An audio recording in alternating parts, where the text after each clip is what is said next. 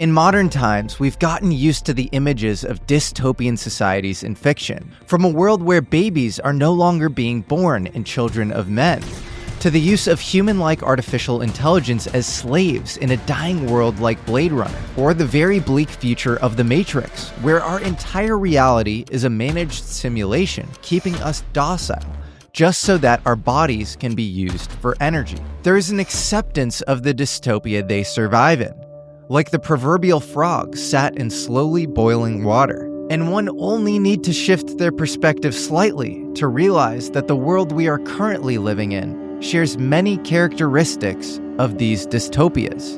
Or at the very least, there exist some extremely worrying trends. Trends that might produce a future where food makes you sick, going to the doctor can bankrupt your entire family, social interactions have been reduced into likes and upvotes, and you can barely even tell if the person responding to you is AI.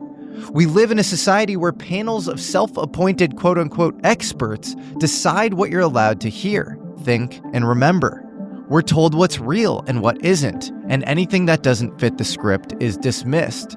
These things are treated not as mysteries to be explored, but as distractions, a punchline of a joke. Don't get him too close to me, please. It seems clear that a system has been put in place to deceive us, and this does not end at the limits of what you can see in the sky.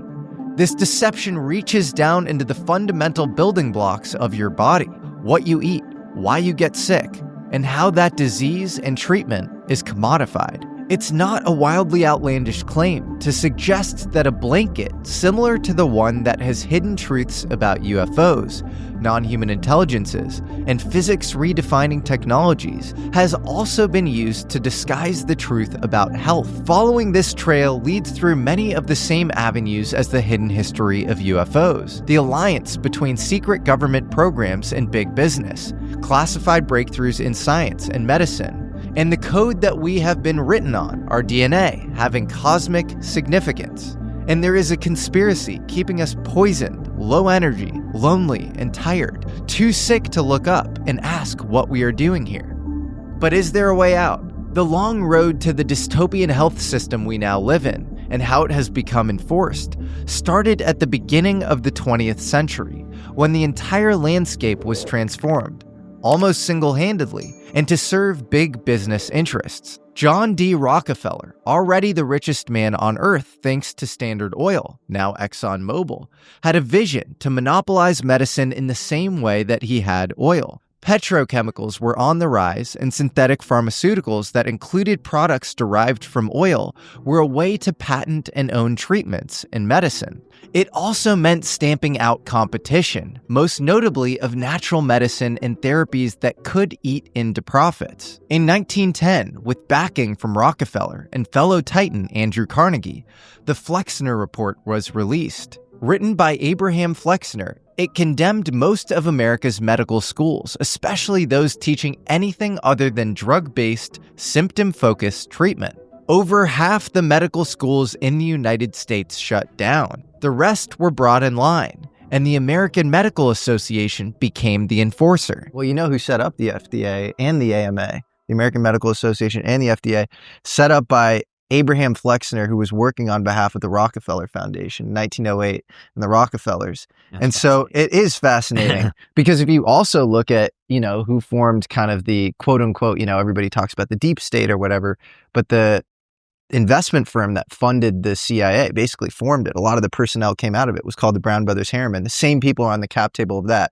Same people were on the cap table of the Federal Reserve in the 1913 Payne-Aldrich Act. It's the same people. This was the start of what we now call Big Pharma. And the people running this new empire made sure that only one kind of treatment was allowed to exist. Before this, 20 to 30% of doctors in the United States were osteopaths, homeopaths, people that worked with unconventional modalities to heal the human body. In certain cases, these modalities were snake oil, but in others, they worked. They just couldn't scale. But it was never about health. It was about big business, and it was about control.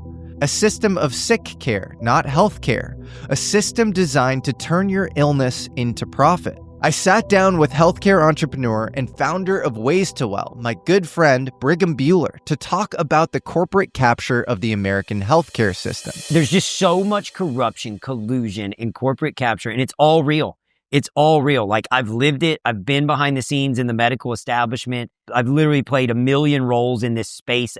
And that's the only reason I have the knowledge I have of like where the traps are and where it is set up to set people up for failure. What began as a hostile takeover of natural and holistic medicine by a small group of ultra-wealthy industrialists became the blueprint of how health could be defined, diagnosed, and treated for the next century. As sickness became valuable and the dehumanization of medicine became a disturbing norm, the Second World War brought with it a wholesale reframing of the human body itself. Humans were turned into experiments, very valuable experiments. In the lead-up to the Second World War, once Imperial Japan had invaded mainland China and Korea, these occupied territories became the field operations of some of the darkest experiments conducted on humans in the 20th century. Unit 731, a secret biological and chemical warfare research and development program under the Imperial Japanese Army, was established in Manchuria. Under the command of General Shiro Ishii, the unit carried out experiments that included vivisection on live prisoners exposed to extreme temperatures, deliberate infections of plague, cholera, and syphilis, as well as weapons testing on live human subjects. One particularly gruesome set of experiments involved locking prisoners in pressure chambers and exposing them to extreme barometric changes to observe how the human body would rupture or collapse. Every grotesque detail was carefully recorded. But perhaps the most disturbing part of Unit 731's legacy is that those responsible were never held to account. General Shiro Ishii, who oversaw the program, was noticeably absent from the Tokyo War Crimes Tribunal. Instead, the biological warfare data gathered by Unit 731 was marked as top secret and quietly handed over to the United States, which was now occupying Japan. In exchange for their research, Ishii and his team were granted full immunity. None of them were ever tried. The research was then used to advance American biological warfare capabilities in the Cold War. Human suffering had been turned into valuable, usable data. And that same logic was unfolding elsewhere in post-war Germany. Morality was entirely absent in this new era of technological advance, in weapons, space, and in medicine. A case in point being the fact that Bayer, now one of the largest pharmaceutical corporations on the planet, was directly involved in the crimes of the Third Reich. You know what's fascinating is Bayer had deep ties with the Third Reich. I don't know if you know. Yeah, Bayer had deep ties with the Nazi regime, and Bayer was a German pharmaceutical manufacturer. There's even letters back and forth between Bayer and some of the generals of the Third Reich, and it's like the experiments went great as planned. Unfortunately, all 150 women that were shipped to us did not make it through phase 1 of the trials. We kindly request another 150 Jewish women.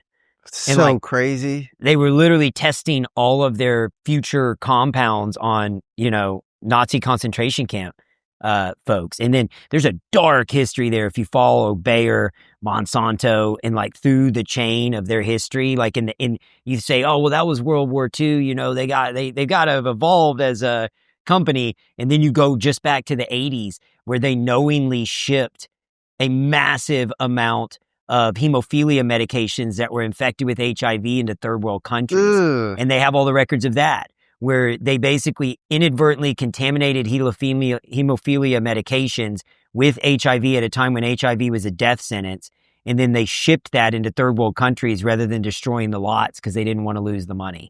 That's so crazy. The dystopian reality of the modern healthcare system was built on the machinery of death in the military-industrial complex. If war criminals could be pardoned by the U.S. government in exchange for their biological warfare research, it is no wonder that the pharmaceutical industry has grown into a system of cruelty and dehumanization. And in the search for profits, they are willing to poison the environment, our food, and our bodies, while we end up paying for the privilege. If there is one company that demonstrates this above all, it is Monsanto. or what used to be Monsanto, because in 2018, the infamous agrochemical giant was acquired in a multi-billion-dollar deal by Bayer. Truly a match made in hell. The company that thrived under the Third Reich had acquired the company that was one of the main suppliers of Agent Orange, the chemical defoliant used in Operation Ranch Hand during the Vietnam War, an era of comparably dark military history. That corruption continues. That narrative continues all the way into the chemicals that Monsanto was using. They started shipping over to Vietnam and third world countries that didn't have the regulatory guidelines and oversight, and spraying crops with all these chemicals that then started creating birth defects. And then all the way to Roundup here in the United States. And guess who owns a Roundup now? Bayer. And Bayer will often pay out these large sums of money to get people to shut up. Yep. When it's so obvious, and RFK talks about this, and you talk about it as well, where you have this rise in autoimmune, cancer, all these issues in 2008 when Roundup was introduced to the broader market. And if you look at what Roundup is, it's water-soluble chemical. It's Agent Orange. It's basically Agent Orange. Yeah. Which, look at what happened in Cambodia and Vietnam, all the people who've had, birth defects and all sorts of issues due to that. In the rush to mass produce millions of gallons of Agent Orange, a contaminant emerged, dioxin, a persistent organic pollutant.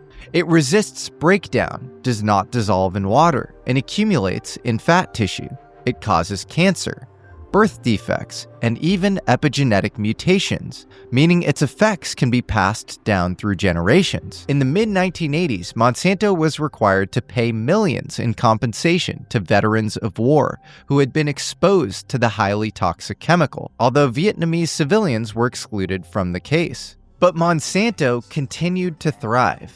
By the end of the 20th century, the company had rebranded itself as a biotech powerhouse. It pioneered genetically modified crops and patented seeds built to withstand heavy use of its flagship herbicide, Roundup. The active ingredient in Roundup is glyphosate. Glyphosate has been linked to cancer, and it has seeped into the soil, the water, and our bodies. Like dioxin, its long-term consequences may take generations to fully reveal themselves. What we have managed to scrape together about just how much the health industry or military was involved in human experimentation shows us that at the end of the day, the general public is seen as a commodity. You only need to look at MKUltra or the CIA's official brainwashing program to know how little the secretive organs of power and control cared for people's freedom and health, let alone their sanity, as members of the public were experimented on,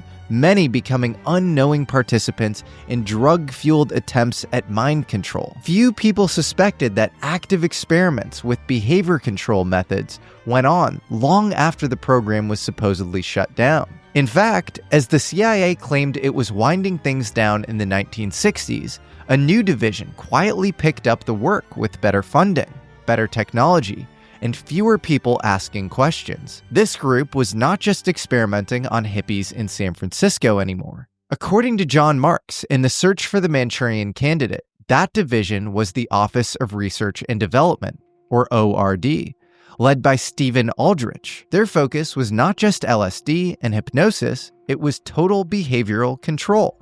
They implanted electrodes in animal brains to control movement remotely. They explored psychosurgery, memory erasure, and even discussed using reptiles to deliver chemical or biological weapons in covert assassinations. Tests were conducted on inmates at Holmesburg State Prison in Philadelphia, a full decade after MKUltra had officially, supposedly, been shut down. To support this work, members of the ORD created the Scientific Engineering Institute, a CIA proprietary organization near Boston, which included a rural lab on a several hundred-acre farm. One researcher who was questioned about their work remained tight-lipped, but did concede that they had looked at zapping parts of the brains of crows to control their behavior. And if that was what they admitted to, one wonders what they preferred not to disclose. If you want a full deep dive into this sordid chapter of the CIA,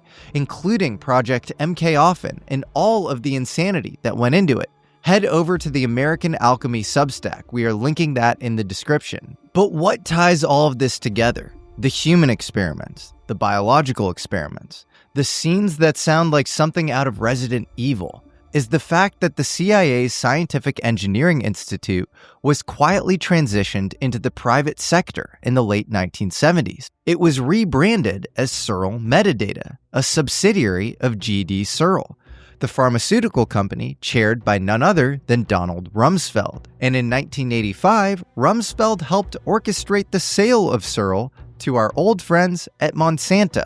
The point is that the line between covert government operations, human experimentation, and Big Pharma is very, very blurry. The same questions need to be asked about the simple logistics of all of this. Where are these experiments being done? If some corporation or secret government agency were hiding advanced technology, how would they do it? It's likely that one of the world's largest and most secretive engineering firms would handle it, building immense underground nuclear weapons complexes or military bases. Bechtel would surely be read into the needs for a secure facility for medical experiments, or perhaps even keeping alien bodies. I was also told that Monsanto may have historically been involved, most likely dealing with biological specimens. Before we jump into today's episode of American Alchemy, I want to thank today's sponsor, Hexclad Cookware, aka the pans I didn't know I needed until I ditched the warped, flaked mess I've been cooking with since college.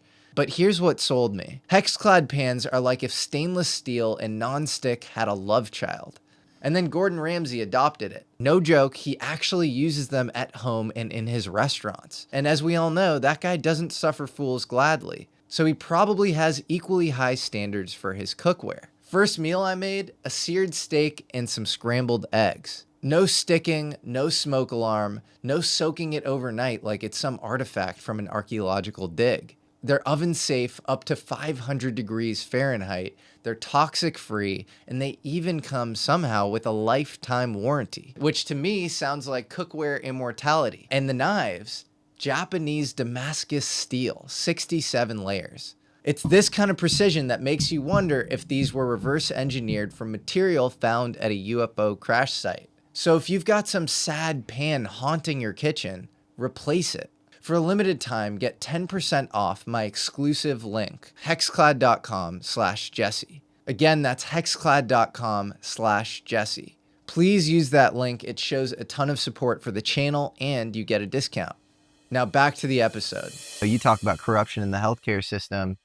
Lou Elizondo, who, some people find controversial, but is this UFO whistleblower, he says that some of the people coming after him are involved in Monsanto. And there's this Monsanto Bechtel connection from back in the day, and they were maybe involved in the UFO alien issue as well. And of course, this links back to the UFO question and how all of this was initially set up and institutionalized. Well, and even there was a documentary, I don't remember which documentary or which person, but they were saying some of this is stored, some of these biologics and different things are stored at different institutions. Yeah, well, in the healthcare space, like in the, right? I'm trying to remember. Well, what's interesting, I mean, you have little tidbits where you have to take some of the stuff with a grain of salt, think probabilistically. I'm not saying this is definitely true, but you have these Majestic 12 document leaks from 1984 to the late 90s. And basically it involves this secret committee, this like what Eisenhower was probably calling, the military industrial complex, but an even more exclusive group initially led by Vannevar Bush under Truman and Eisenhower, of elite military, scientific, and political personnel governing the UFO issue. One of these people on this committee of 12 is a guy named Detlev Bronk. And Detlev Bronk shows up so much in UFO lore. He's the guy supposedly doing alien autopsies when crashes are recovered at Aztec, maybe at Roswell. And Detlev Bronk is the president of the Rockefeller Foundation, and he is also president of Johns Hopkins. And Johns Hopkins clears, I think, like $8 billion a year for, medical research. Nobody knows, exactly where all of that line at, like, if Doge were to audit that, you might come up with some interesting stuff. So what is so dangerous about this dystopian landscape that has been created around us? We have become used to the routine. We have been stuck in a loop, and eventually, just like how the occasional UFO whistleblower will come forward, people who worked inside the healthcare industry will speak out and tell us what is really going on. This begs the question, if we are the frogs slowly boiling in this system, over 100 years of being quietly captured by it, then what kinds of treatments have been taken off the table? What ideas were too cheap, too natural, or too hard to patent? Were there remedies buried because they threatened the system, or promising avenues that were blocked from above? I realize that when I talk about this topic, we run the risk of inviting a lot of criticism. I'm not saying that there have not been charlatans and literal snake oil salesmen selling fake hope for profit.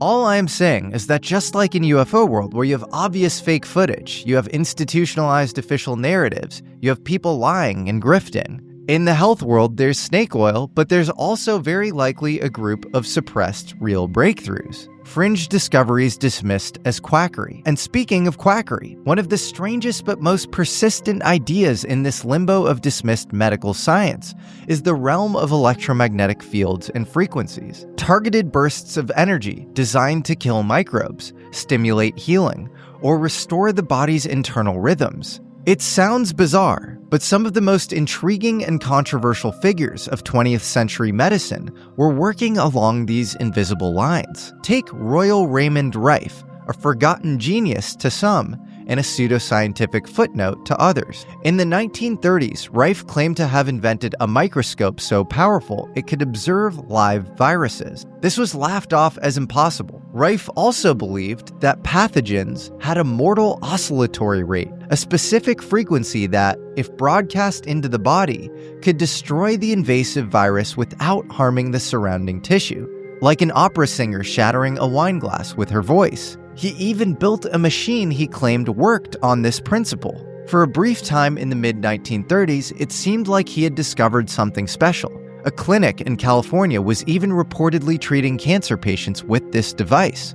It sounded like a miracle cure. And then nothing. The AMA refused to validate the findings. His lab was raided, colleagues pressured, and the equipment confiscated. By the 1940s, medical science had forgotten this brief experiment, and Rife died poor and discredited. Rife was part of a whole wave of early 20th century inventors exploring similar ideas, from George Lakhovsky's multi-wave oscillators to Tesla coils, violet rays, and later radionic devices that claimed to diagnose illness by tuning into the body's unique energetic signature. One of the quotes often associated with Nikola Tesla is, "If you want to find the secrets of the universe, think in terms of energy, frequency, and vibration." You can see echoes of his work in some of this mid-century innovation. And perhaps, hidden among the papers seized by the US government after his death, were ideas that could have shaken the establishment health industry. Ideas that might still be classified by the government. After all, his Bryant Park apartment was raided by the FBI.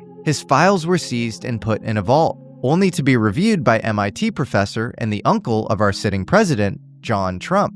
Trump reviewed the Tesla files to see if they could confer any tactical advantage to the United States, but he wasn't necessarily looking at the healing benefits of the inventor's work. To this day, many people with chronic and autoimmune diseases swear by these electromagnetic healing devices. In fact, many Lyme disease patients say that nothing helps them other than Royal Rife's machine, the Rife machine. Ross Douthat, an esteemed op-ed columnist at the New York Times, actually got Lyme disease and occasionally uses this Rife machine. Douthat is the opposite of conspiratorial. In fact, he's expressed a lot of skepticism around mainstream UFO narratives. Even I have a modern derivative of the Rife machine. It's called an amp coil. Every body has an electromagnetic frequency. That's not a conspiracy. And electromagnetic fields undoubtedly affect all sorts of things. This book, The Body Electric, which outlines what is now basically established science, shows that the body's bioelectric field dictates morphology. Basically, electromagnetic charges control cell communication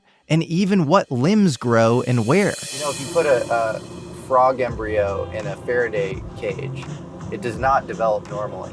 And then if you can change the cell gradient of like a tadpole, where you've severed the arm of the tadpole, to the cell gradients of the head cells, and you can grow a chimeric two-headed tadpole.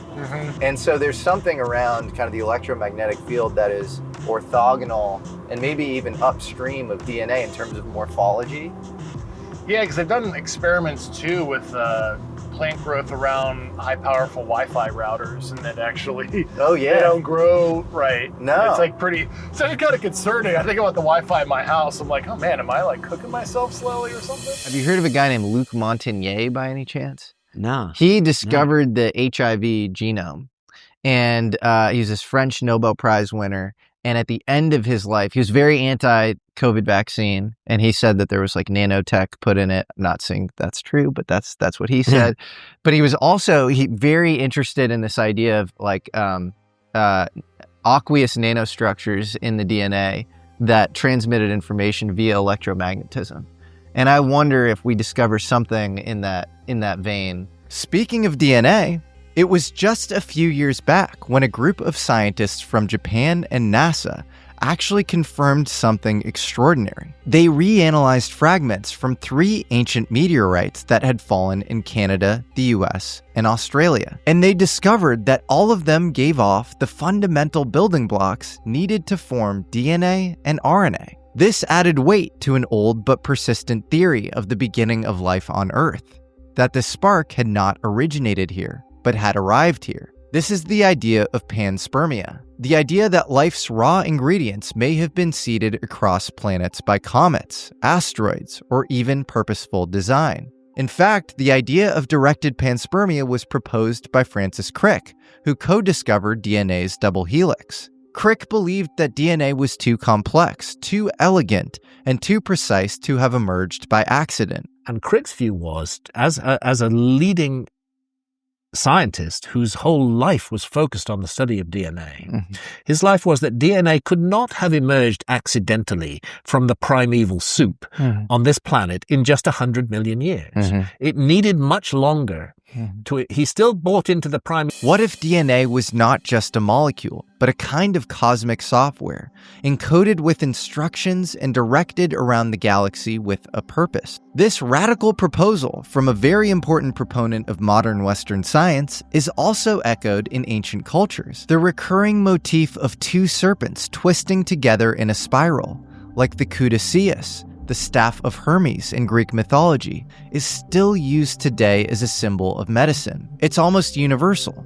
You see it in Hindu temples, Mesoamerican art, Aboriginal myths, Sumerian glyphs, and in the Amazon, where shamanic ayahuasca rituals often produce visions of serpents spiraling together, reportedly the source of life and knowledge. Snakes that ancient traditions say came from the sky. So this double helix, DNA, might have also come from the sky. Could it be that this symbol, serpent spiral, life, is more than just a metaphor? Could it be a remnant of some deeper knowledge, encoded in myth and memory? Even mainstream science is starting to admit that DNA may be stranger than we thought. About 98% of the human genome does not code for protein. For years, this was dismissed as junk DNA. Today, we know it plays regulatory and structural roles, but vast stretches of this DNA remain a total mystery. Some researchers have proposed that DNA, with its fractal geometry and coiled structure, acts like an antenna, capable of responding to electromagnetic frequencies. One 2011 study even described DNA as possessing the 2 key structural characteristics of fractal antennas. In the 1990s, Russian scientists described something even more bizarre. In their so-called DNA phantom experiments, they observed that after a DNA sample was removed from a container, laser light continued to scatter as if the DNA were still there, for hours. sometimes days. The DNA, it seemed, left behind a kind of energetic residue, a ghostly imprint in space. And then there are the biophotons, weak emissions of light that living cells, including DNA, constantly give off. These emissions are so faint that they are difficult to detect, but researchers have speculated that they might play a role in cellular communication, or even consciousness. It is in this liminal space, between rigorous science and visionary experience, that a new picture begins to emerge, one that we now know so little about in terms of our current healthcare system. A picture where DNA is much more than just a molecule. It may in fact be a method of communication, either over 1 million years of time, or perhaps over 1 million light years of space. And if that is the case, and we are fundamentally connected to this cosmic message that is crucial for our species to hear,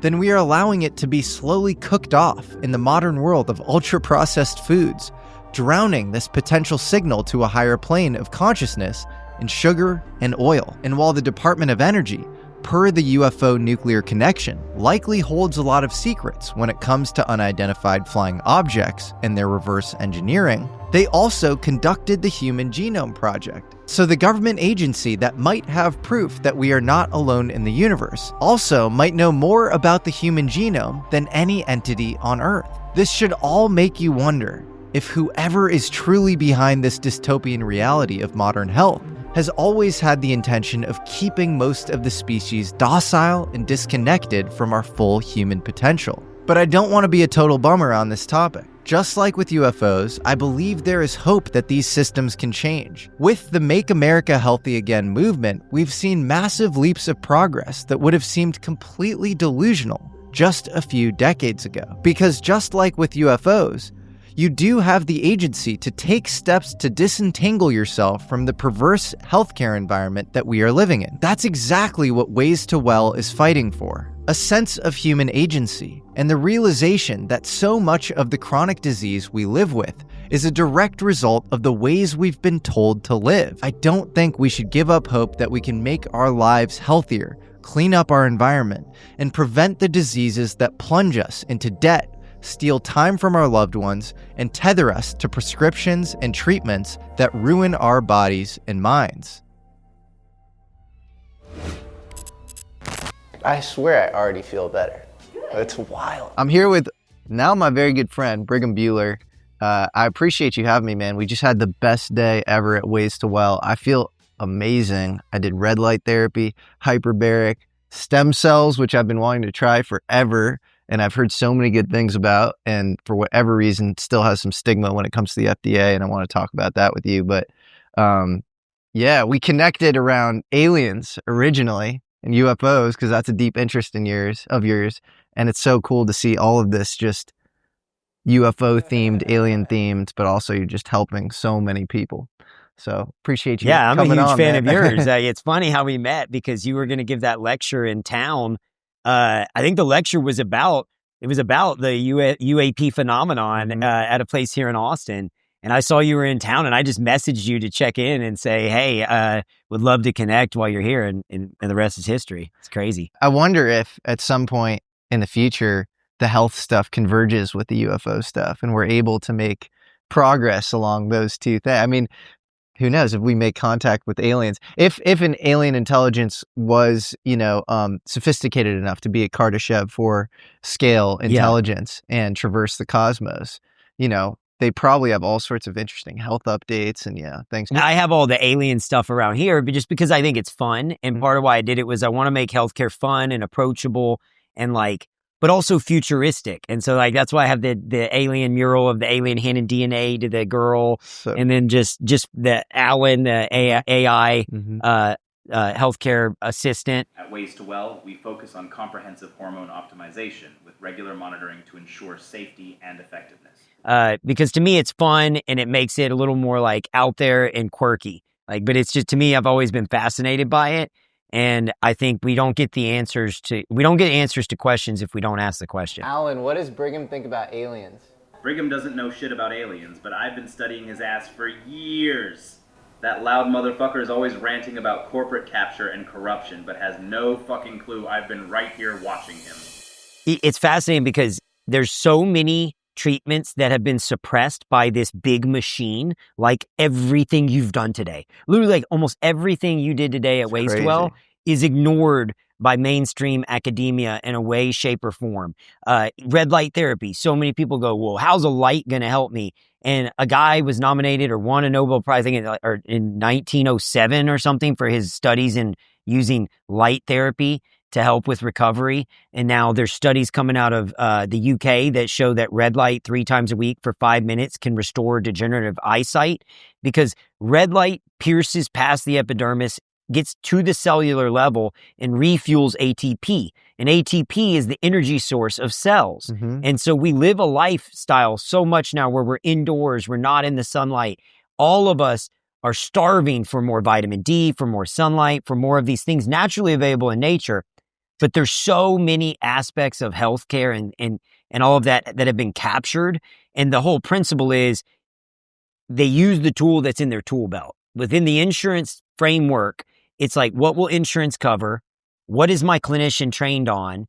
And if insurance won't cover it, so in order for you to get accessibility in a generalized market, is my clinician even trained on this one? And the answer is, if it's anything that's not part of the traditional establishment that goes back to these institutions and these powerhouses that you're talking about, and none of that's in their training design, neither's nutrition, right? So it's easy to debunk what they're saying. Like, most modern day medical professionals have zero nutritional training. And we know for a fact, food is medicine or food is poison. And what you put in your body matters. Why would we not be training our clinicians on the importance of diet, lifestyle, and nutrition? The same reason we're not training them on any of these other products or alternatives that can't be patented and monetized. That's the thing. Scale. I think that's the exactly. It's all about, can you have scaled money-making enterprises involved in the thing? And if it's red light therapy, or if it's something that works with the electromagnetic field of the body, or it's a hyperbaric chamber, that's not as good business as let's pop out a bunch of pills and scale that worldwide. And I even said that in front of, they had a Senate roundtable at the federal level. And that's when I testified with RFK in front of the U.S. Senate. And my testimony was focused more on the broken system. And what I talked about was Eisenhower's speech. And that's how I opened my speech to the Senate. Was Eisenhower has this legendary speech where he talks about the military industrial complex. Yep. But there's a second half to that speech that nobody ever talks about. Yep. They never mention it, where he warns and gives a warning to the American people about what happens if we allow the corporate capture of our scientific industrial complex. If we allow that machine, the scientific academic world, to be captured by these giant institutions, we will lose the garage tinker, the innovator, the creator. We will stifle and suppress innovation in the name of profitability. And that's what we see. Like, you and I were talking off air earlier about the pharmaceutical organizations and how they're not really innovating. Like, there's not a huge incentive to innovate. And this is what I've been trying to explain. Like, between 2011 and 2019, okay, there were 356 blockbuster drugs. What are considered blockbuster drugs? How many of those do you think Big Pharma innovated? I only know this because we're friends, but 0. Yeah, there's a slight, they're saying 2, possibly 2, but it's 0 to 2. So for debate, for the sake of debate, so we don't get debunked, let's say 2. That means 354 of the 356 compounds that came out in that time span came from us, from taxpayer dollars. Crazy. Like, we funded those research. Even the GLP-1s, the weight loss drug. Yeah. GLP-1s were discovered through Gila monsters. There was a scientist watching Gila monsters, and he realized these lizards don't eat very often. Wow. And he wondered if they were hungry. And so he began to do research to try and uncover it. And what he uncovered is they had an increased level of this compound in their body. Fascinating. And so then he thought, could we synthesize this and use this to suppress our appetites? And let's see if it makes mice and other things not hungry. And so we, the taxpayers, funded all of this research. Then that research gets bundled up and literally licensed off in a package deal to Big Pharma. Then Big Pharma takes it, after acquiring it for pennies on the dollar, even though we, the people, funded this research and provided this compound and created the innovation. And it's usually not till phase 3 that a lot of these compounds get gobbled up from the big pharmaceutical companies, when all the risk is really gone. The downside's gone. And then people go, well, it cost all this money to get through the FDA. That's by design. That's also by design. Because guess what? If I'm a multi-billion-dollar corporation, the best thing I can do is set massive hurdles in the marketplace to any disruptive innovator to be able to come in and compete. Yeah. And I go back to Eisenhower's speech where he warned us of this. Yeah. And then you go to our academia and you say, yeah, but there's checks and balances because we have all these academics. Like you were talking to Dr. White earlier. Yeah. Dr. White was talking about in his time at Harvard having to beg to get a $50,000 grant. Well, guess where those grants are coming from? Industry. Right. And guess how you get published? Industry. Right. And guess how you get published and get grants? You do what industry tells you. Yeah. You do what industry asks you to do. Yep. And you follow your playbook. Yep. And if you don't, we're going to cut your funding. And meanwhile, some of the innovation that is going on, like I think about stuff RFK talks about, where he talks about Fauci. He talks about how Fauci had this dual role for like decades. One was bioweaponry, and it was stuff, with the DOD. Yep. And then one was, NIH. And in 2017, you have basically a modification of SARS, that allows it, with the spike protein to bind to human ACE2 receptors through the EcoHealth Alliance, submitted to DARPA. And DARPA, which works on the most dangerous shit, says this is too dangerous for us. And it gets rejected and it gets moved into Wuhan Institute of Virology, which has notoriously into a lab specifically with bad safety marks.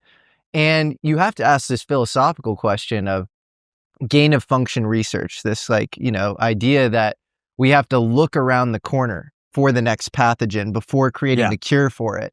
But that's all a smokescreen. Oh, it's a euphemism for biowarfare. Yeah. Because I always ask when people say they're like, we have to do this research. I say, when at any other point have we ever done gain of function research where we've come up with the cure once we come up with the new pathogen? Never. Now we're motivated by a pandemic that's now killed millions of people. Yeah. And we can't come up with a cure for COVID. Why would, if it was just in a lab and you had like 12 or 15 or 100 scientists that knew about it, why would you come up with a cure then? It's fake. Sounds pretty conspiratorial. Yeah, right. Oh, it's crazy. But even what's crazy is even Tulsi Gabbard, who's one of our most powerful people in our nation today, was ringing the bell 6 months ago saying, guys, we have a war in Russia and Ukraine, and we literally have bioweapon labs in the middle of war zones. Yeah. What if somebody hits one of these buildings and releases the next, true world ender compound into the world? It's a dangerous game of Russian roulette. The guy, speaking of COVID, the guy who created PCR, polymerase chain reaction, is a guy named Kary Mullis.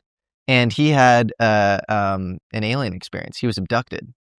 And so I just thought that was an interesting kind of connection between this. And he was also... That's wild. It is wild. And we can cut... What's his abduction story, though? I'm curious. I don't remember the exact... He woke up in a shed and he spoke with a being or something. And he was a surfer and he was very interested. I think he might have seen a UFO as well. And he was also he was skeptical of the HIV narrative. So you know how we're always diving into the edge of science and consciousness on this show. Lately, I've been thinking a lot about aging, not just in terms of years, but in how it actually feels in the body. Slow recovery, lower energy, that middle-aged fog that sneaks up on you. I feel like I can barely go out and drink alcohol anymore. That's why I started using something called Qualia Senolytic, and it's been a major shift for me. Let me explain. As we age, our bodies accumulate what scientists call senescent cells, also known as zombie cells. These are worn out cells that stop dividing but don't die. They hang around in your body, draining your energy, clogging up your recovery, and generally making you feel older than you are. Qualia Senolytic is a first-of-its-kind supplement formulated with 9 plant-based compounds designed to help your body naturally eliminate these zombie cells. It's not something you take every day, just 2 days a month. but it supports your body in aging better at the cellular level. Since I've started taking it, I've felt sharper, lighter, and like my body's resilience has come back online. It's vegan, non-GMO, and grounded in serious research. Experience the science of feeling younger. Go to qualialife.com/Jesse for up to 50% off your purchase and use code Jesse. Again, that's JESSE for an additional 15% off. That's QUALIALIFE.com/Jesse, JESSE, for an extra 15% off your purchase. Thanks so much to Qualia for sponsoring this episode. Brigham, how'd you get into aliens? Man, you know what's funny is even as a kid, I was the kid that would like ride my bike to the library and literally like check out the book on Bigfoot and all the, I was always fascinated by like the unknown, right? And then I'm at an age now where I don't believe in Bigfoot. But the one last thing, I don't believe in the Loch Ness, all that's, there's no evidence that is valid in any of that. But when you look at this UAP phenomenon in this world, and then you look at it even just scientifically and objectively, I'm just like, there's so much overwhelming data. You and I have talked about this a ton in private, but like just systematically looking at all the different whistleblowers, all of the different data sets of photos and captured and eyewitnesses. It's just such a plethora of data. And then you look at it scientifically, like Michio Kaku talks about like the propensity or the likelihood of life in the universe is, it's statistically probable. Very high. And then the question becomes, did it reach intelligent life? And if it did reach intelligent life, then is it a level 1, 2, or 3 society? And if it is a level 2 society, then it would have the ability to bend space and time and potentially traverse like our universe and like so it starts to get more and more probable the more you work yourself through the mathematical equation. But then just the excitement of it, of the great unknown and everything that's happening out there. Like we don't know anything. I look at how little we even know about our own bodies and our own health. There was something that came out the other day saying that even at the cellular level, they're now finding DNA, almost like a DNA-like structure, even smaller than at smaller and smaller levels of the human anatomy. Like smaller than mitochondrial DNA? Yeah, and they're finding tinier and tinier elements. And this was just yesterday I saw this. And it's like, we really don't understand. We don't understand. Well, also DNA itself is so fascinating because you have base pairs, which are kind of like, if you think about binary code, like or transistors or something, they're like on-off switches. They get turned on and off by methylation or acetylation.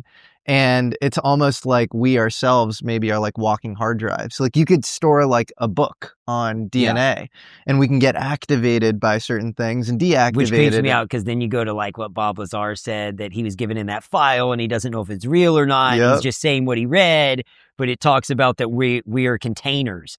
I want to go back to the religion thing. I want you to say it. Oh, come on. That's so weird. That's a lie. I'm not asking you to say what you believe to be a fact. I'm asking you to say what you read in a report that that is distributed at what may be the most top secret facility in the world. Okay. All right. All right, I'll say it. It's so far out. All right. Your objection has been noted. Okay. What does it say? That we're containers. That's how supposedly the aliens look at us. That we are nothing but containers. Containers of? Containers. Maybe containers of souls. You can come up with whatever theory you want, but we're containers. And that's how we're mentioned in the documents. That religion was specifically created so we have some rules and regulations for the sole purpose of not damaging the containers. And people, the human nature is immediately to go containers of souls. But my immediate human nature is containers of information. And then Dr. White, like what he was explaining earlier that we captured. Well, the biggest thing is that nobody really believes that immortality is possible, right? So if you can demonstrate it exists in nature, then there's somewhere to start. So when we talk about the jellyfish, when we talk about lobsters that don't age, they have no biological markers of aging. They just keep getting bigger until they die of, exhaustion. But if you can demonstrate that it exists in nature, then all we have to do is really study it and try to figure it out how to apply it to humans.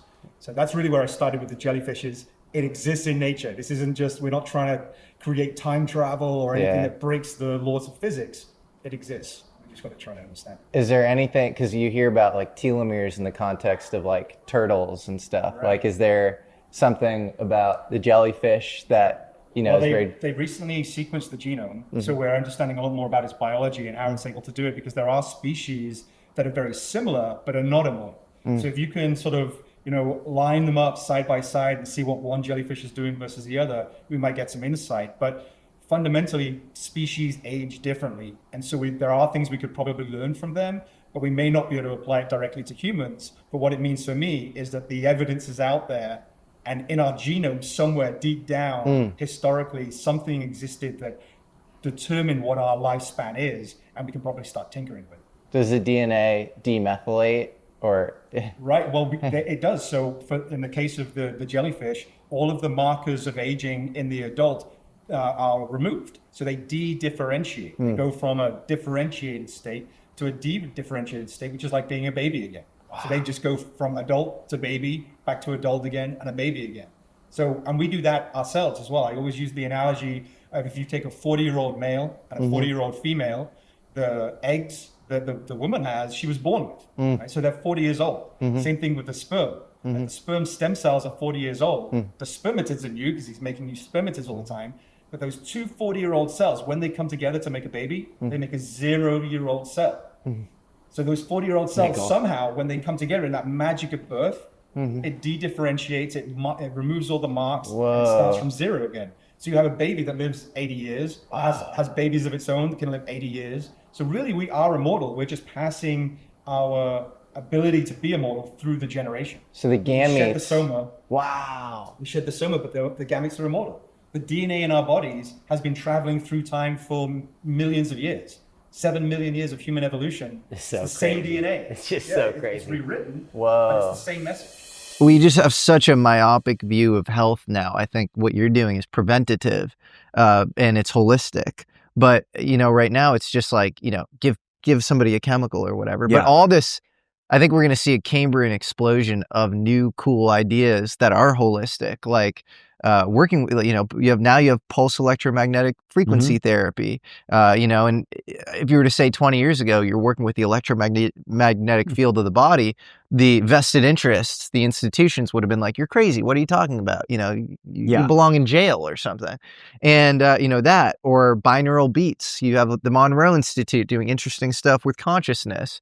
You know, the biology of belief and placebo and like all of that is kind of, I think, coming back in vogue because this very biochemical materialist reductionist kind of modes that we've been using, I think they're being laid bare as, just look at life expectancy in the US. It's topping out and it's going down now. So like empirically we need something else. And so that's why I love what you're doing, because you're at the frontier and you're doing stuff that's obviously safe, but it's also just it's too effective. Yeah. Yeah.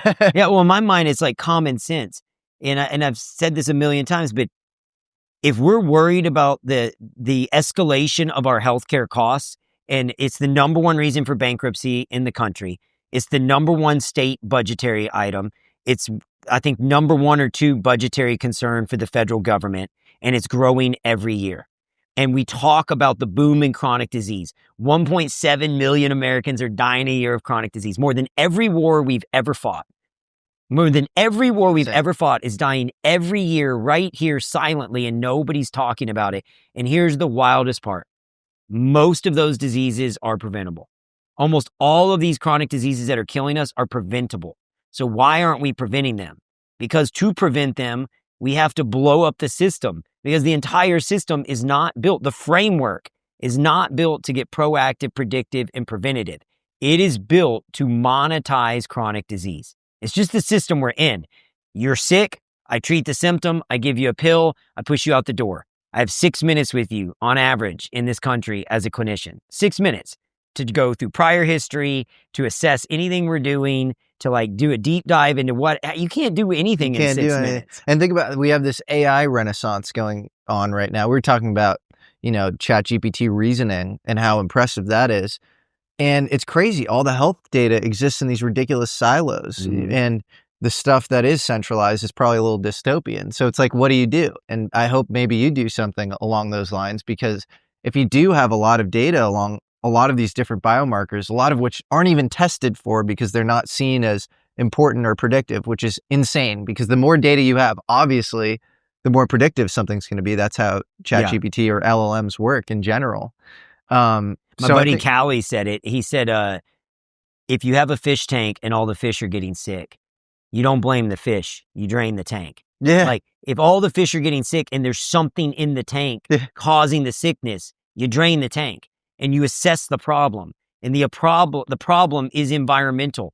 And for us, if there is a chronic disease crisis perpetuating this country, growing astronomically at a breakneck speed, what they're trying to do is blame the American people and go, all of a sudden, the average American didn't get fatter or lazier than the average Italian, right? And the average Italian is drinking wine and living that lifestyle. And they're living longer than us.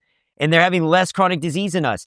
It's because their food and their environment isn't built like the American food and environment. Do you think sometimes, because I look at those blue zones, right? Like you have like Sardinia and, certain places in Japan, you have Okinawa, and these people live till over 100, and the diets they're clean and they're natural. And so that's a huge, they're not having tons of glyphosate, right? Yeah. Like that doesn't work. That doesn't work. But the diets don't actually correlate that much. Often it's like this sense of group usefulness and community. And that's like this really, really big thing. And then being in touch with nature and family and all of that. So do you think, how do you think about that? I absolutely think that's spot on. And there's even data behind that. Like I can't remember it's like broken heart syndrome, but once one partner passes, like partners who have been together forever, I think it's like within 18 months is the statistical probability that the other partner will pass. And so we are interconnected in community, or what is it? Viktor Frankl's A Man's Search for Meaning. Yeah. Like he survived that concentration camp and he looked at bigger, stronger men that died. And he asked himself the question, like, why? Why did I make it and they didn't?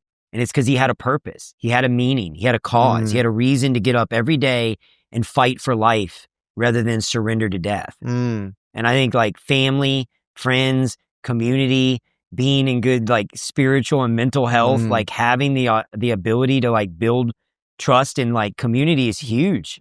It's a huge part. Like our mental health, like I think it was Dr. Palmer who said this in front of the Senate. He's another I don't want to, but I think Dr. Palmer's a Harvard guy as well, but he's a brilliant guy.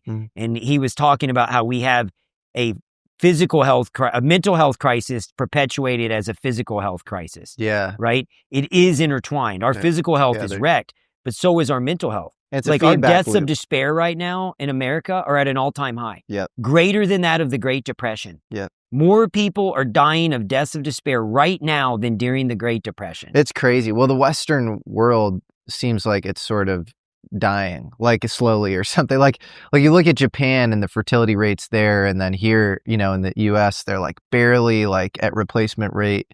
And, even the word loneliness is actually a product of the Victorian era. It used to be oneliness, and it wasn't even like a concept before that. And in the UK, they have a minister of loneliness or whatever. Yeah, it's wild. Yeah. Because like we live in this increasingly atomized, fragmented society. Obviously, social media doesn't help that at all. I was going to say, even our touch points though are unrealistic, right? Because like as you have like social media grows, you may know 100,000 people, but how many of those people do you really know? I always ask myself, like when I'm stressed or I'm beat down trying to run these companies, and you feel like the walls are closing in, you're dealing with all these things, and somebody says something that hurts your feelings, I try to think to myself, if they're not going to be at the front row of my funeral, why am I worried about it? Like because it's so easy, and it's easy to do that with social media. Yeah. People are so malicious and mean and like just cruel over these media platforms. Yeah. And it's easy to let that weigh on you. But the same question, is this person going to be in the front row of my funeral? Yeah. If not, then fuck them. Yeah. Like whatever. Who cares? Yeah. Like it's because anyone can be, mean and malicious over a keyboard, but in person, I find people are much more empathetic. Yeah. And it's this weird buffer. Yeah. It's not that I think people are evil. I feel like these tools have given us a false sense of reality, and you don't understand the pain and suffering that you cause other people. Totally. That makes sense. It makes total sense. And I think simultaneously, social media is this like annoying surveillance mechanism.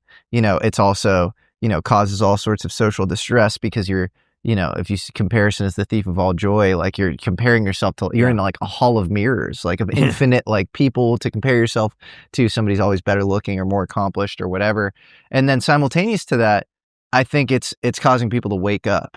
And, they say we're in the age of Aquarius. I don't know if I believe in astrology, but it is like, think about people's worldview today and probably how much your work at Ways to Well resonates with people today versus maybe 5-10 years ago, where like maybe society wasn't ready. And it was like very, and you had some issues, right? With peptides and stuff. You have peptide pharmacy and stuff. Yeah. No, we have a compounding pharmacy that compounds peptides, but as things have grown, the biggest challenge we face is fighting the federal government and the broken establishment. And the FDA is so corporately captured.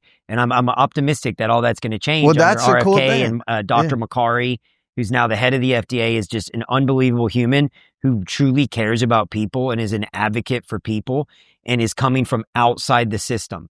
And so it's exciting, like, to see somebody coming from outside that system with the hope and the goal of truly driving change versus what historically has been there is 10 out of the last 11 heads of the FDA have gone to work for Big Pharma. No, it's this crazy revolving door. I would rather, I don't agree with Trump on everything. I don't agree with RFK on everything, but I'd rather somebody who's not a career politician and maybe even in Trump's case, a little narcissistic or whatever, come in there like a bulldozer and get rid of this stuff. In RFK's case, he could be hanging out at Martha's Vineyard right now. Yeah. And instead he was cleaning up the Hudson, River. Yeah. And then he got into he was so ahead of the curve on the health stuff.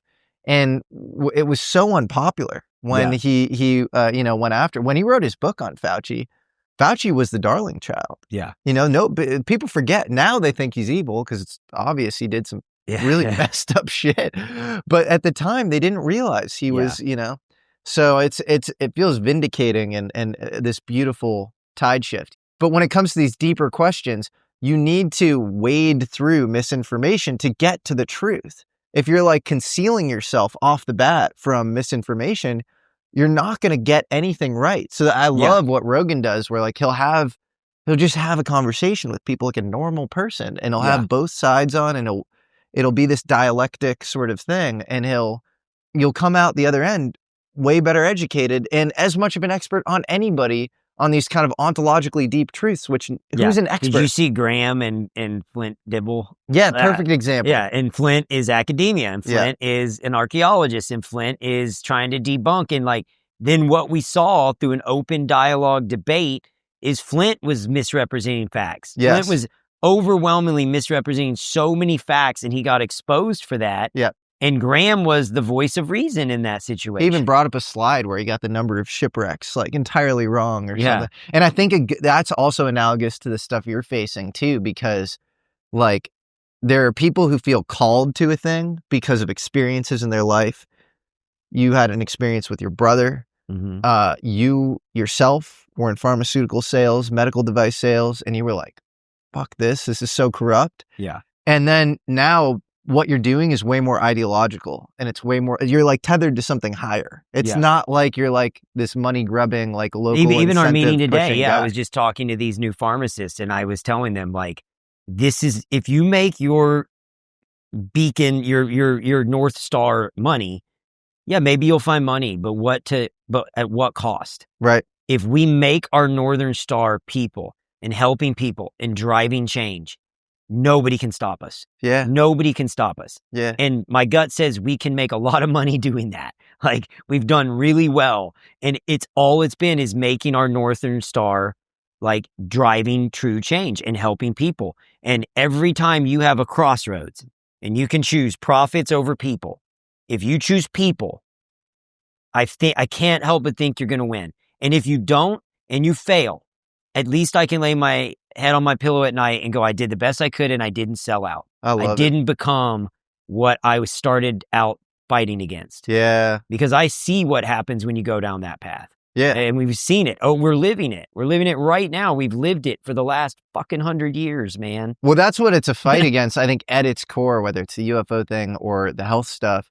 It's people who are like, this is the truth. Like, we have to fight for the truth. And then the people on the other side are like, well, my local incentive says I have to cover a thing up and I have to make this expedient alliance here. And I have to, if you're Fauci, you're testifying before Congress, you change the definition of gain of function before you get questioned by Rand Paul. So you say it's not gain of function over and over again, ad nauseum, just condescendingly lying and insulting the intelligence of the American people in a, I think, criminal way. You're saying that that's not gain of function research? According to the framework and guidelines. So what you're doing is defining away gain of function. No. You're simply saying it doesn't exist because you changed the definition on the NIH website. This is terrible, and you're completely trying to escape the idea that we should do something about trying to prevent a pandemic from leaking from a lab. We even see it in just this, in another micro viewpoint of that same thing, testifying in front of the Senate here in Texas,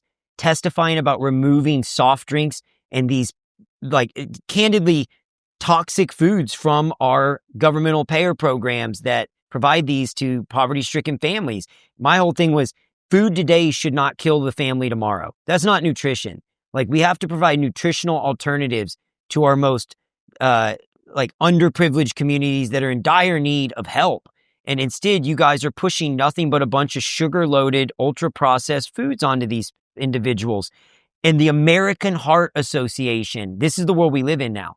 The American Heart Association showed up to testify against us at the original one. Okay. And then because of the ability to spread the word, Joe Rogan and Bert Kreischer talked about it on Rogan's podcast. Callie Means tweeted about it. It went viral. Guess who didn't show up to yesterday's testimony? Who? The American Heart Association. Oh my God. And even one of the congresswomen, Chair Hole, was like, look who's not here today. Unbelievable. Somebody wasn't here today. Did anyone else notice that the American Heart Association did not show up today? Because it's easy to do dark deeds when you can do them in the dark, hidden from the eye of public scrutiny. Yeah. But in this world, with open, conversation and free form, we are the media now. What Elon is saying is true. Yeah. Between X and YouTube and podcasts, you cannot no longer hide in the shadows and push these insidious agendas. And then if you look at why would the American Heart Association be against removing soft drinks, it's because their funding comes from these institutions, from PepsiCo and Coca-Cola and all of that. And so it all goes back to dollars, not truth. They have lost their way. They've lost their way. I don't give a shit if the American Heart Association listens to this. You are criminals, man. They've lost their way. They've sold out. And it isn't about helping people. It is about keeping their bullshit organization alive and moving things forward. And this is where we're going to expose these people. When people go down that path, this is the world we're in now, where there's a free media that allows us to expose it. And I think we're going to see a restoration of common sense with that. Again, Trump, for all his issues or whatever, there was a leaked call between him and RFK, and he's talking on the phone with RFK, and he says, these babies, they're getting 50 vaccines right when they're born, and they're growing all weird and deformed, and and it sounds like, if you were to write this out in a transcript, goo goo gaga, 8-year-old, ridiculous talk. When you feed a baby, Robbie, a vaccination that is 38 different vaccines, and it looks like it's meant for a horse, not a 10-pound or 20-pound baby. It looks like you should be giving a horse this. And do you ever see the size of it, right? It's this massive. And then you see the baby all of a sudden starting to change radically. I've seen it too many times. And then you hear that it doesn't have an impact, right? But if you think about it as a human being for a second, vaccinating, giving 50 vaccines to a baby, that feels a little excessive.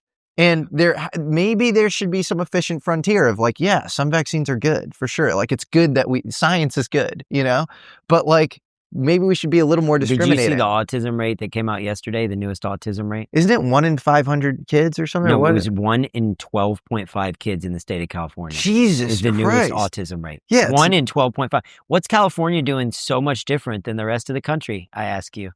I don't know. Oh, interesting. Yeah. Interesting. Like, you know what I'm saying? With like, it's just like, this is, it's to a point where look, I'm not here to say correlation is causation, but correlation is at minimal worth investigation. It's myth, right? And to sure. say that we're not going to look at these things and to have fought it for this long, it'll be interesting to see what comes out. Like nobody's ever really looked. They haven't been looking. And now what do we find when we look? That's the question. Yeah. And I hope people can just learn to think for themselves with these things where it's like, and be empowered to do that. Like with the COVID thing, I remember I hadn't gotten vaccinated and I got COVID, and I was considering getting vaccinated before I got COVID, but then I got COVID and I had antibodies, I had T-cell response, I had hemoglobin, I had all the immune factors, and I have all these people around me, my family included, my liberal LA family, being like, you need to get vaccinated. And I'm thinking in my head, you just want to like load me up with spike protein. I was trying to describe to them, I was like, what about what I have now confers any less immunity? But did you even see it went viral, that leaked video of Fauci talking about the flu shot in the 90s? Yeah, and saying like, if you get the flu, get the flu shot if you've had the flu. You have the best form of immunity, natural immunity. And then with this, it's like, oh, you're gonna be a mass spreader of COVID. It's just all crazy, and this is where people have begun to not trust the establishment. And then the establishment says, trust the science, trust us. It's only science if you tell us the truth. It's only science if you let science speak for itself. Yep. If you skew the data and skew the facts, right? There's liars, there's damn liars, and then there's statistics. Yeah. Right? That was what Mark Twain said. And it's like, if we're going to skew the statistics in favor or eliminate or hide data, that's not science. That's the CDC didn't come out with any of all the adverse reaction data was hidden. They weren't collecting any data along those lines. And then you have these heroes like, Peter McCullough and Robert Malone, all of a sudden saying, oh, if you're like, I was, I think 28, 29 at the time. And it's like, if you're between 18 and 29, high testosterone, you are in the sweet spot of myocarditis. And so all of a sudden my risk factor as somebody who's gotten, COVID already definitely goes up. It's not 0%. Yeah. And nobody's talking about that. And so you have to just, I do think it's this beautiful thing where information is being disintermediated through these courageous people, and hopefully people can just think reasonably for themselves. Or even when you go to food and the argument about food dyes, and we were arguing about the dyes. And what people don't understand is those dyes are tested at the dosage level of an adult, at a weight of an adult, okay, and at a specific amount, which is the serving size administered on the label, okay? Well, if I'm a 3 or 4-year-old child, do I eat the dosage? Do I eat like the serving size of a cup, or am I eating a bowl? Okay, well, now you're eating double that dye level in just that one meal, and that's just your cereal. But they didn't check the dye in the drink that you're drinking, and then they didn't check the dye in the next meal you eat. And then there is a slow attrition where you're gaining more and more of the bioavailability of all of these compounds through your diet over time, right? And so this is what we were trying to argue is you're building up all of this stuff in a patient population that was never a patient population that you would have ever looked at. And I think it was somebody just said that, like, do we need a double placebo-controlled trial to decide that it's healthy to jump out of an airplane with a parachute versus without? Yeah. Or do we just take the knowledge that life has given us to say it's probably not a good idea to jump out of the fucking plane without a parachute? Well, that's why I look at, like, I think it was Gary that said that. The glyphosate thing, and like, if this is really water soluble, Agent Orange, you have all these environmental toxins for sure now that didn't exist prior and that we've never really thought of in a critical way that seep into your body. And so you're doing the Lord's work by getting this out of all these people. To me, it's fun though. Like all this stuff, like finding, like solving puzzles. It's a puzzle. all of this is a puzzle. Like, it's fun. Like, like, I think there's solutions to all these problems. It's just looking with a new approach and saying the solution isn't wait for people to get chronically ill. It's not waiting for the car to blow up. Like, we don't have to let the car blow up. We can change the oil. We can rotate the tires. We can maintain the car to avoid the cataclysmic event that causes this catastrophe. We can avoid the catastrophe. Why are we waiting and catastrophizing? We shouldn't. We should get proactive, predictive, and preventative. And with large language models, with the ability to capture large data sets, with the ability to provide patients a life raft from the broken system and allow them to have sovereignty and autonomy over their health, the average American is not fat and lazy. That's the lie we've been told. The average American is in an environment that is perpetuating chronic disease, that is perpetuating obesity, that is perpetuating metabolic disease and diabetes, which is then leading to all of these issues that are killing so many of us. And we can prevent all of them. What do you think happens with the alien puzzle in the next 5 or 10 years? Oh, man. I'm excited, man. You and I have talked in depth about this. Like, it feels like the floodgates are opening, right? The dam is starting to crack. Yeah. And more is leaking out. Yeah. And then again, this media form of like free speech is allowing more and more to get exposed and making it harder and harder to lie to the American people. Yeah. Like, the world is waking up in so many ways. Yeah. In so many ways. There's knowledge is power and knowledge is more readily available. And at this point, if you aren't listening or learning, you're living under a rock. Yeah. Because it's everywhere. There's so much accessibility to learning about this topic if you're fascinated by it. I'm always amazed at how much content you consume on the UFO front, because you're running an amazing, massive business. Yeah. And you're somehow like, also you're like, dude, I'm watching your thing, or Chris Ramsey, you're watching his thing. I love like yours, Chris, Rogan, like anything in that UFO space. If it's you, Chris, Rogan, Jeremy Corbell, and George Knapp, our other buddies, like, I love watching, and learning from what you guys are exposing, because y'all do a great job of bringing the truth out. And the OGs like Corbell and Knapp with their stuff at Weaponized, like, they've crushed it. And that got my beak wet and got me like deeper down the rabbit hole. And then hearing the Bob Lazar on Rogan drug me in even deeper. Yeah. And then finding your channel and Chris Ramsey's channel has just like built upon this. And now I feel like I have places to stay in the know. And even a lot of the news outlets now are covering this more and more and more. Like, who would have ever thought you'd see the day where major media outlets are covering this phenomenon almost on a weekly basis? Yeah. You have Tulsi Gabbard, head of DNI, director of national intelligence. She, in her platform, says, I want to expose information on UFOs. And I've spoken to her. I know you've spoken to her, and she seems pretty, kind of woke on the issues. Yeah, so. She definitely seems open, receptive, open-minded, and willing to explore truth. Yeah.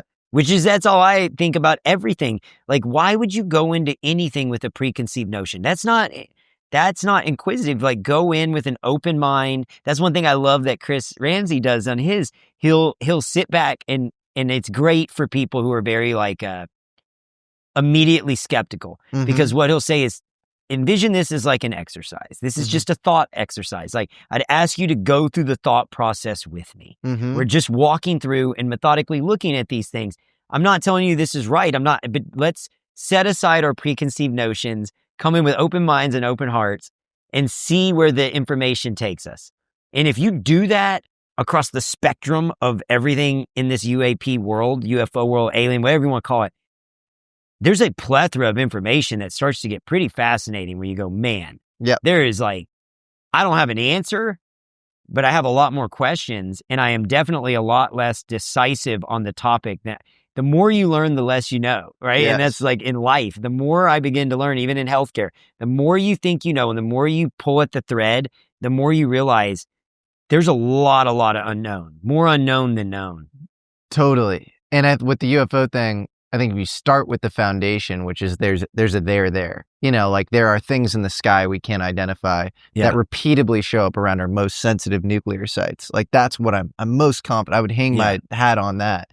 And then you can kind of build up from there. Are there secret programs? Have we been reverse engineering things? And you go down, obviously, in probability as you continue to go in your search, but you build up this kind of self-consistent ontology, which is wholly separate from the average person's. And yeah, we might be merging into that ontology over the next, decade or two. And it's going to be exciting. Time. It's going to be exciting because I think more and more is going to come out. You know better than I do, but I just think there's such a thirst for knowledge right now, and there's such a free form of discussion that with that's going to come more and more truth and more transparency.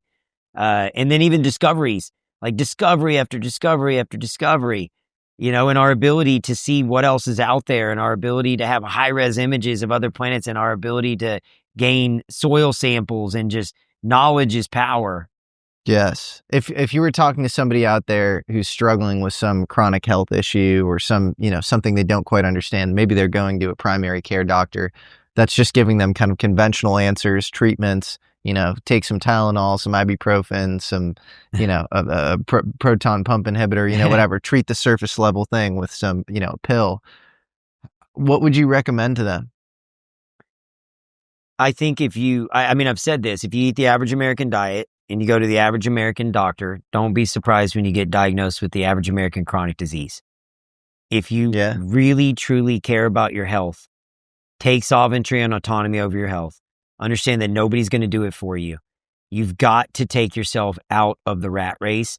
And it doesn't have to be waste well. There's hundreds of clinics, if not thousands, throughout the country that are doing proactive predictive medicine, using blood work algorithm-based medicine to drive health span. And go do a deep dive one time. Mm-hmm. You save the money, spend a little bit of money to get a glimpse into what healthcare could be. Yeah. If you weren't caught in that ecosystem. Well, it's so wild to me. They call it functional health. Like it's some exotic beast, it's some weird esoteric thing that's like hard to understand. It's just more biomarkers. It's just more data. Yeah. Like obviously you're going to want more. In what other industry would say you're building, I would just call it healthcare. An airplane. Yeah, it's called because healthcare. The existing system's sick care. It's sick care. This is healthcare. Exactly. Rather than managing chronic disease. Because if we're really truthful about what the existing ecosystem is, it is built to manage chronic disease, not prevent, to manage. Yep. And so if you want to prevent chronic disease, you've got to take yourself out of that and put yourself in a healthcare system. And a true healthcare system is going to get proactive and predictive by looking at your biomarkers and assessing it. The cancer that you develop in your 40s manifested in his 30s. The diabetes that you develop in your 30s manifested in your 20s, right? Chronic disease has leading indicators, and we can see those indicators. And the more diagnostic sets we have, the deeper dive we can do, and the more we can project and prevent. So like a DEXA scan tells us your visceral fat, your subcutaneous fat, how much body fat you're storing. You combine that with a VO2 max. Now we know your lung capacity, your heart health, your overall cardiovascular conditioning. Combine that and layer it with biomarkers. And we've got over 70 biomarkers that tell us where you're at the biological level, which is a snapshot of you in time. Now combine that with multiple biomarkers. Now tie that into a wearable. Now monitor your deep sleep, your REM sleep, your heart rate variability, put all these data sets together and allow large language models like Alan to assess that. Now cross-reference that across a large patient population of healthy individuals, not sick individuals.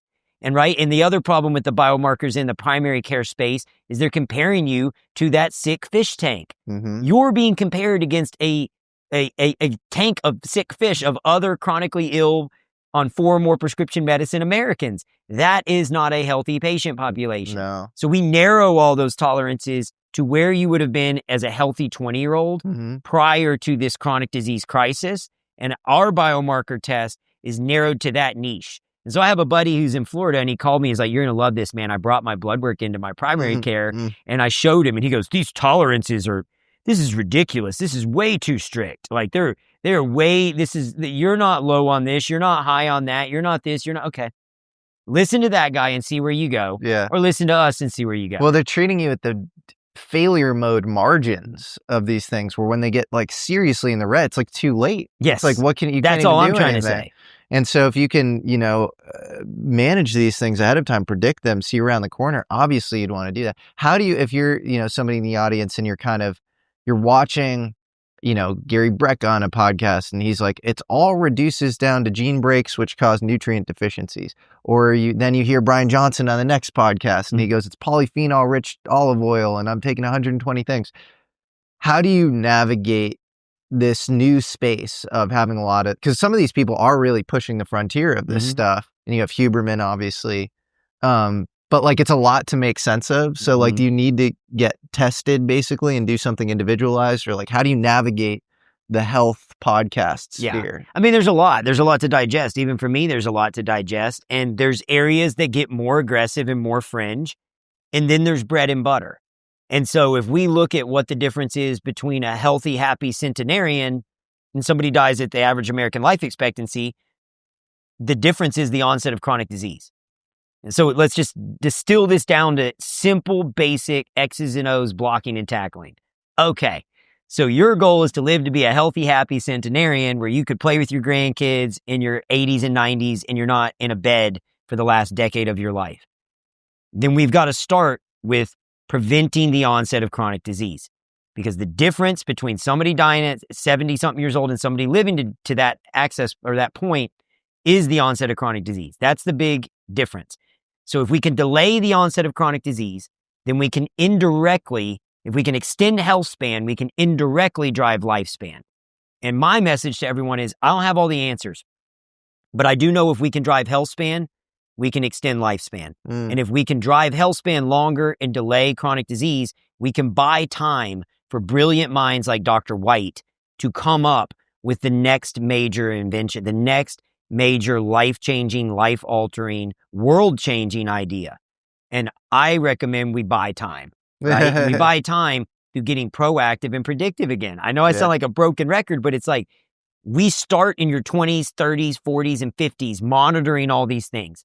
Yeah. Now we're approaching the decade of decline, your 40s. It's known as the decade of decline. In your 40s, the average man ages 12 years biologically. The average woman ages 17 years biologically. Whoa. Why?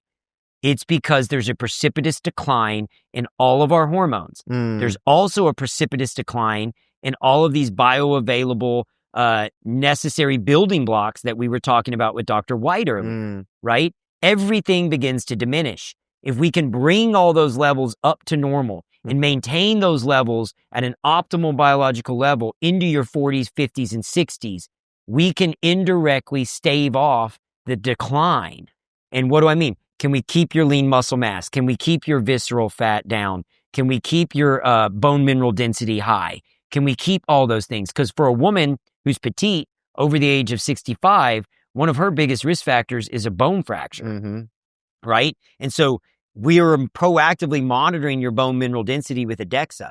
We know what your average bone mineral density decline will be if you have your hormones decline. But if we keep your hormones optimal and we treat and get proactive and predictive, we can prevent that bone mineral density decline or slow it.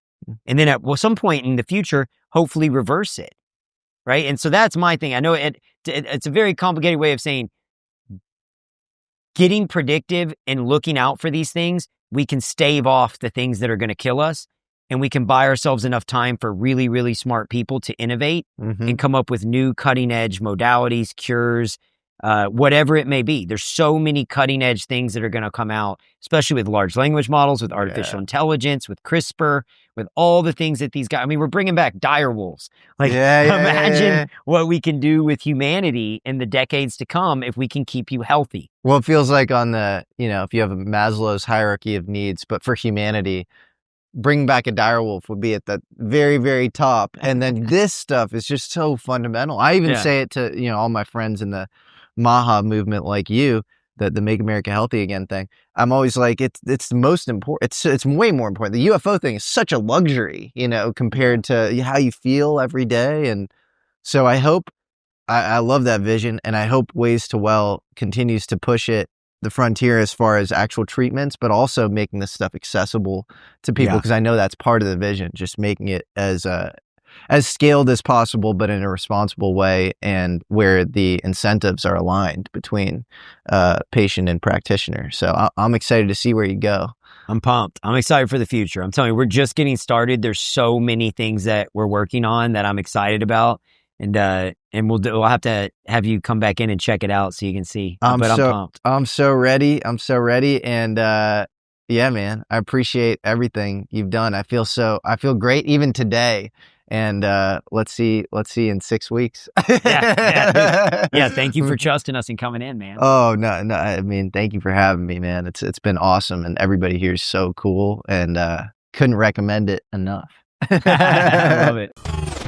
Alchemist, did you enjoy that? Well, here's the thing. That episode was just the tip of the iceberg. If you want the full picture, head over to the American Alchemy magazine we just launched on Substack. That's where we deep dive into all sorts of crazy topics that we don't have time to fit into every video, with weekly articles exploring all of the strange, forgotten, and conspiratorial corners of space, history, and high weirdness. So join up today at our free or paid tiers on Substack. I am including the full link in the description of this video.